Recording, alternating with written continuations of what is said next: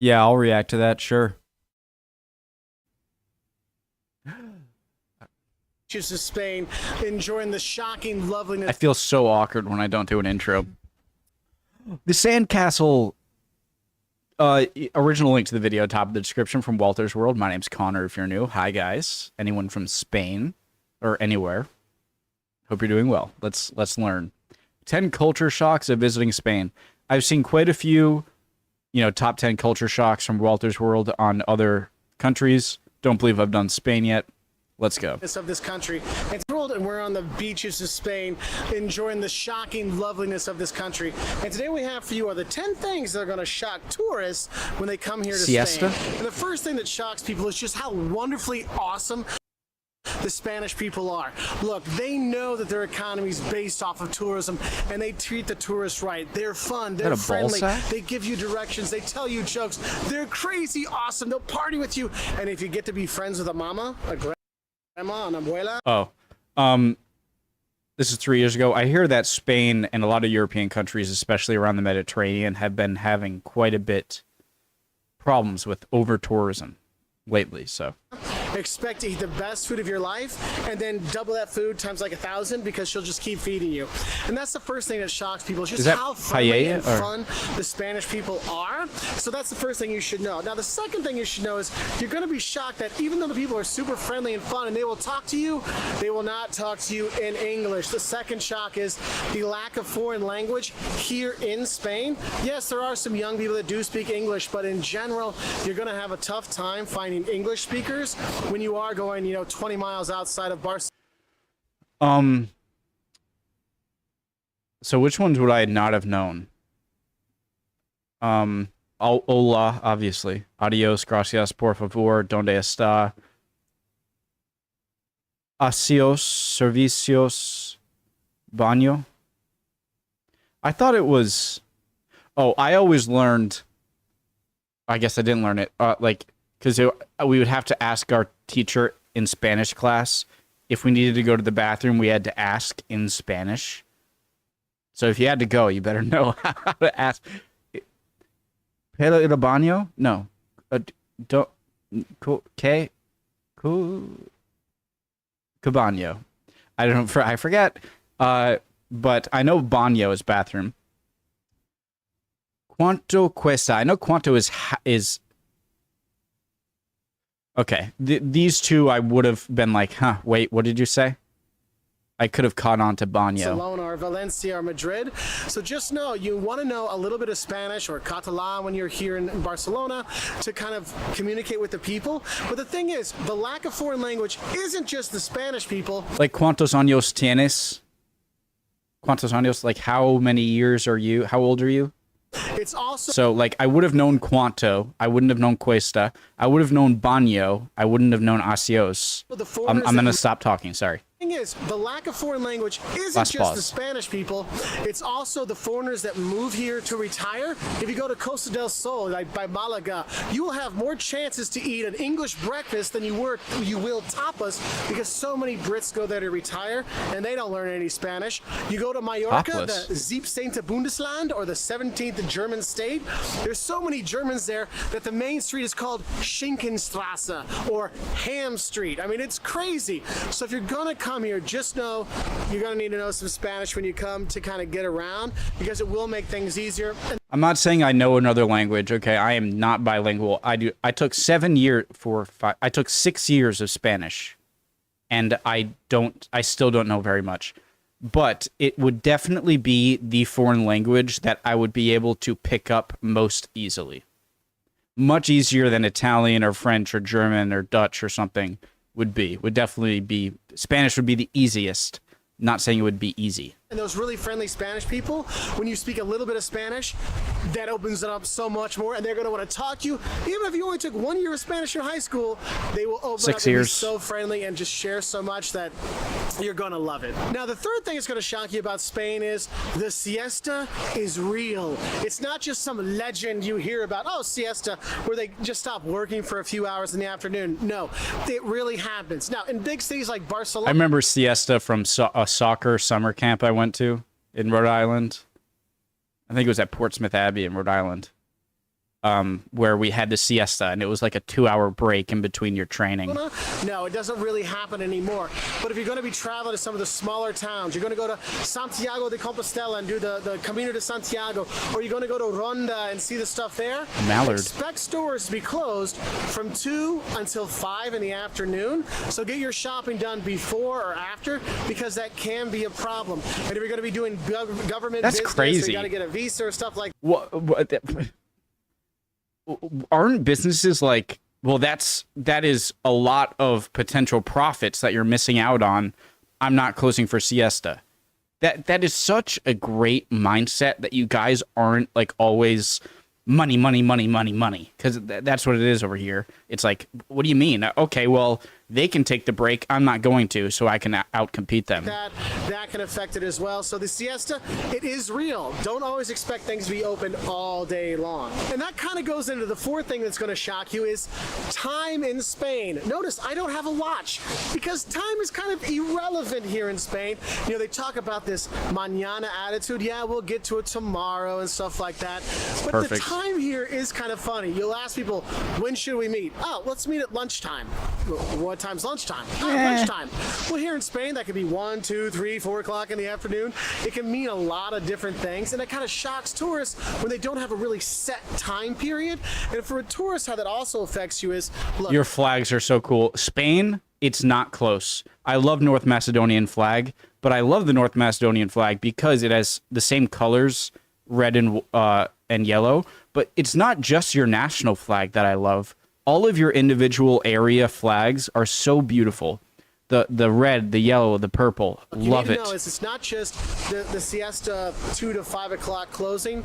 Restaurants might not open till noon. They might not serve food until 1 in the afternoon. But also dinner times, they might not have their dinner menu until 7 or 8 o'clock at night. And the Spaniards eat at 9 or 10 o'clock at night as well. So you do have this kind of weird Spanish time frame when you're here. And when they go out at night, man, you don't even think about going out to 1 or 2 in the morning. I mean, it is a different world when it comes to time here in Spain. So if you got your Swiss watch, just leave it at home because you don't need it when you come here, okay? Because Spanish time will shock you how it's eating late and doing things later and things are mixed up and when is what and mañana is mañana, but it also means later. I don't even know. This is one of the most beautiful beaches I've ever seen. Mixed up and when is what? Look at how pristine that is. Mañana is mañana, but it also means later. I don't even know. And so that's something that does shock a lot of tourists. I've seen so many like Dutch guys and Germans like pulling their hair out. That it is kind of funny. So the fifth thing that's going to shock. The only thing that would annoy me out of that is if like you never showed up. So I have the attitude that, hey, you might still show up, but if I really needed to meet with you, okay, he's late. He could be late. But, it's lax here. Maybe he'll be here in a bit. But if you never show up, I would be even more mad than if it was strict time and you never showed up. Because, no, that come here is the lunch menus. Now, I know we think lunch, what's the big deal? Everybody has a little bit of a deal at lunchtime. Here in Spain, they have a law that actually goes back to the Franco times that says, look, all restaurants have to have a 2-course meal that can be affordable to the average man or woman or whatever. And what's cool is you can go to some of the nicest restaurants in Barcelona or Madrid or Santiago, wherever, and get a good meal, 2-course meal for a good, cheap price. So imagine, great food at a great price at a great restaurant. That's awesome. But the thing is, for tourists, sometimes they might forget to mention that to tourists. So make sure you ask, hey, what's the lunch menu today? And usually it'll be at the back of the menu. They'll have an extra piece of paper or it's an extra menu they'll bring out. Make sure you ask, because I've seen more than a few tourists who didn't know about it. Sure. They didn't tell them. So be careful with that. Makes sense. The sixth thing that's going to shock you also deals with food, and that is how disgusting the paella and the sangria is if you're within, 4 or 5 blocks of a tourist site. Go away from the tourist area. I don't know why. Well, I do know why, but if you see a tourist site, they're going to make sure there's paella and there's sangria there. But if you have people coming in from overseas that are very willing to spend money and they don't really know the average stuff, then you might be able to cut corners, not make things as amazing as you would in areas where you have locals who are going to know the difference. So spend less on your making it, make even more. That's just basic business stuff. I get that. It's not paella de mama. It's not homemade. It's like a microwave version of it, and it's horrible. That's why when people come to Spain, they say, oh, paella is horrible. Well, yes, if you have, microwave White Castle in America, all of the food isn't good either. Look, if you want to have good paella, go to a real restaurant, and they're going to... It's like wanting to go to America to experience, like, true American barbecue, and then you go to an Arby's and being like, it sucks. Serve it to you in a thing. They'll say you have to have 2 or 3 people minimum to have the paella, because it comes in this huge snail pan, and not the stuff you get at one of these restaurants that are by a tourist site. The same thing with sangria. If you're getting sangria and it comes in a pitcher with straws, probably the only thing you're going to get out of that is a horrible hangover the next day. So make sure you go to a little bit nicer bar and get sangria there. And if you're in a place like here in Barcelona, get it sangria made with cava, the bubbly champagne kind of bubbly sparkly wine they have here in Catalonia. It is fantastic. Okay, so watch out for those tourist trap places. Now the 7th thing that's going to shock you is also about food, and that's the tapas culture. Okay, or tapas and pinchos if you're here. One of the things I noticed, like one of my most memorable nights the last time I went to Europe, my dad and brother, you guys have heard this a million times if you've seen my other videos, all right? But one of the most memorable times is when we just decided, like, randomly in our trip through Germany, from Amsterdam to Munich, from Amsterdam, Netherlands, and we were intending to go to, to Austria. And one time we just said, let's just pull off a random place. It wasn't a nice area of Germany. In fact, I've said this before, and people have said, that's the worst area. It was Koblenz, right? It wasn't nice, okay? But it provided us with the most memorable part when we were at a random bar at the closing time with just 2 German-speaking guys, the bartender and a guy sitting there. And I had one of the most memorable nights of the entire trip was in a non-touristy, it wasn't beautiful, it was a random kind of city-ish area, but it's about the people you encounter when you go away from the touristy places. They don't see a lot of tourists, and so they act differently and more interested, and it was just a great experience. And so I would recommend, if you're going over to Europe, just or anywhere, just kind of stray out of the normal tourist area, if not for any reason other than to just meet normal locals who aren't used to tourists. It was fantastic. In Catalonia. And the thing is, tapas are these little snacks you get while you're drinking your wine, or while you're drinking your Cruz Campo beer or San Miguel or whatever, or your sangria. And sometimes you can get this food for free. I'm going to drink some beers. Oh, they might bring some calamari, or they might bring patatas bravas, these potatoes with a red sauce on top. It's to die for. You have to have patatas bravas when you come here. Just do it, okay? And you have this, and it's such a cool aspect of their culture that you sit back, drink beers and stuff like that, get some free tapas and things like that to enjoy the culture, meet people. Great way to talk. The thing is, when you're getting tapas, sometimes you do pay for them, sometimes they are free. If you want a bigger plate, you get what's called a ración. So tapas is 1 or 2, a ración is 7 or 8 or 10, okay? So you're gonna obviously pay more for it, but you will be shocked, that whole tapas culture of going to a cava bar here in Barcelona and having the snacks and stuff like that, the tapas and your cava, talking with friends. It is so awesome. It is shocking how much that is such a part of the culture that you have to do. It is so awesome. It is shocking how much that is such a part of the culture that you have to do, okay? Now, I've talked about the free food, the free tapas you can get sometimes, and how friendly the people are. But one of the things is, the 8th thing that's going to shock you is the service here in Spain. That mañana attitude. Look, things are not going to be going speedy here. You're in a hurry, it's not going to happen. Your bill, you're going to have to ask a few times for it to come. And you will see that, service in Spain isn't that great. They are super friendly though, but don't be surprised if they're going to finish their conversation with 5 other people before they bring you the bill.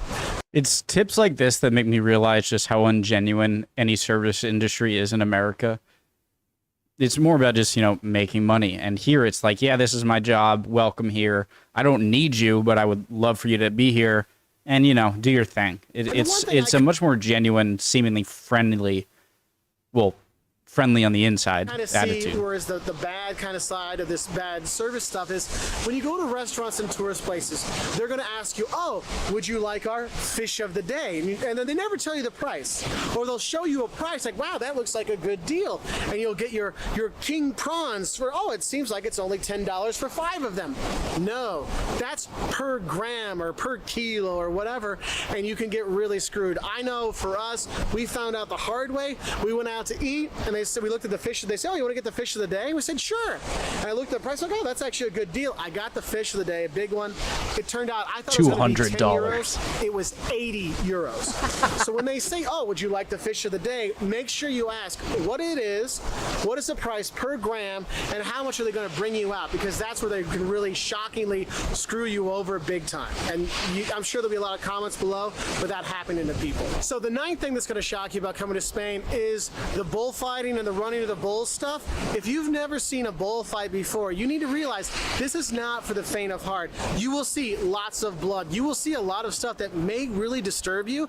I know one I went to in Madrid, the guy was horrible. The people in the Plaza de Toros, they were throwing their seat cushions at the matador because he was so bad and there was blood covering everywhere. It was really a traumatically shocking experience, and that's one of the things. If you think, oh, I'm going to see romantic bullfights, I don't know why I'm laughing. I'm a maniac. Don't be shocked if you are shocked by the amount of blood and just intense thing that there's. But it's a cultural thing here, and it can kind of continue on with that 9th shock. Bulls are they seem like such tough animals. Is the running of the bulls is not just in Pamplona. Hemingway talked about Pamplona, so that's why the Americans go there. And you'll see every year some American will get gored or get too drunk and fall from a fountain and get themselves killed and stuff like that. It's horrible, but you need to realize the running of the bulls happens in a lot of towns, a lot of small towns around the country, and bullfighting isn't legal in every part of the country, okay? I feel like a lot of these tip videos about going to different countries can be summed up, like 50% of them can be summed up as like, hey, you're in a different country. Not everywhere is like where you came from, and know that. Boom, 50% of tips can be covered like that. You should know that. So don't expect to see bullfighting everywhere, but it does exist, and the running of the bulls does exist in a lot of places. So if you want to see the running of the bulls, you want to watch the running but not be running in it, there is a lot of opportunities for that, okay? Now, the 10th thing that's going to shock you about Spain is not actually in Spain. It's when you see Spaniards when they travel outside of the country. Whether you're in France or Italy or England, you will see a big group of Spanish people together, and they'll be singing. See, Americans, we just scream real loud and talk really loud. The Spanish, they like to sing together. And don't be surprised if you're in front of the Duomo in Florence or at the Spanish Steps in Rome, and there's a group of Spanish teenagers with their Catholic, Spanish flags singing a song, getting their picture taken. That is one of the shocking things about tourists from Spain is they do love their singing. It is kind of a funny thing, all right? And a bonus 11th thing for you about some of the things that'll shock you about Spain is the fact that Spain is very different. Spain is not a homogenous country. They have multiple languages. Yes. Well, you have to have so much Roman and Carthage history, maybe even Phoenician. Spanish, Castellano, or Espanol. They have that here in Spain. But also here in Catalonia, they speak Catalan. In Galicia, they speak Galician. There are different languages. There's different cultures. The Basque culture, all kinds of stuff out here. You think Spain is just... I hear Basque isn't even a Latin language. Beaches and great I'm weather. not positive if that's true. And it's cold and it's windy and it's not supposed to be this way because I'm on vacation here in the summer. But it does have that. You go to Madrid in the winter, don't be surprised if you need your full winter gear on because it does get cold. Snow in Avila, hey, it can happen. And the thing is, Spain is so varied. There's so much variety here. Yeah, see your white houses in Andalusia and go to Galicia to see the windows in Vigo and stuff like that and La Coruña and all kinds of stuff.